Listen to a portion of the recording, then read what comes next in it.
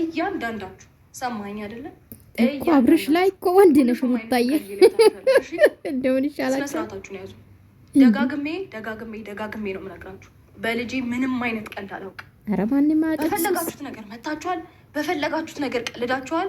በልጄ ግን ቅንጣት ያክል አዎ፣ እናት በልጇ ቀልድ አታውቅም ሩታዬ። ሰማኝ አይደል? አይደለም አንቺ እኔም ቀልድ አልፈልግም። እሺ፣ ግን በስነ ስርዓት ሲያደግሽ ነው ሩታዬ። ሰራተኛ ላጥለሽ እኮ ነው የምትዞሪ። ማንም ሊነካው አይችልም።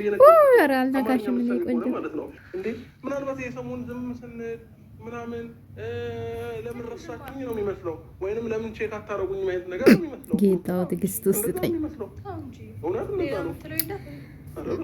ሌላ የምትለው የለክም። ምን አለበት ልጃችሁን በፍቅር ብታሳድጉ።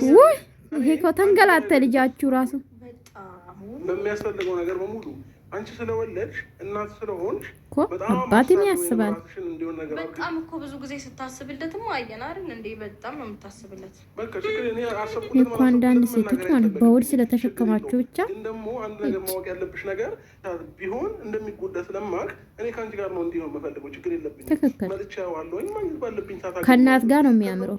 ዛክትል ሌላ ተራ ወሬ ይዘሽ መተሽ እኮ ከመጀመሪያ ወሬ ነው ሩታ ከአብርሽ ጋር የሚያጣላ ጋይስ የምታስታውሱ እኮ ሁሌ ወሬ መለቃቀም ያመጥቶ ስነግራት መያዝ።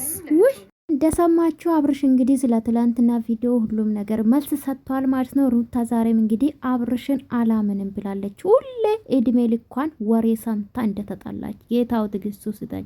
አረ ሩታ ታይ ግን እነሱ ወሬ ሰምተሽ ማለት ነው። እስቲ አብርሽ እግዚአብሔርን እማቆ ነገር የለም ለምታወሪ ነገር እማቆ ነገር የለም ያላት ታፈጣለች። እሱ ላይማ ወንድ እኮ ናት፣ አብርሽ ላይ ወንድ ናት ሩታ ማለት ነውና ለማንኛውም እኔ ትላንትና ብያቸዋለሁ፣ አብርሽ አደርግም ብያቸዋለሁ። እናንተ ብዙ ጊዜ አብርሽ ላይ ነው ፊት የምትሉትና ሩታ አሁን ማንም አይወስድም። በቃ ዝም ብለሽ ወሬ አትለቃቀሚ፣ ህይወትሽ አታበላሽ።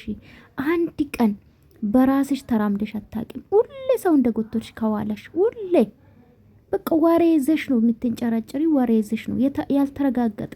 በነገራችን ላይ ሩታ በሰው ወሬ ሰው ህይወታ ውስጥ ስለመጣ ነው ህይወታ የተበላሸውና ወደ ራስሽ ተመለሽ የኔ ቆንጆ።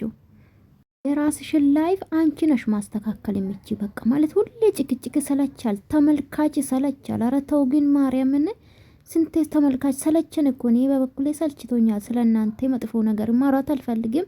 ስለናንተ ደስ የሚል ስራ ነው መስራት የምፈልጉ ባይዘዌና ሩታ ተይ በቃ ነገር አትቢሽ የኔ ውድ።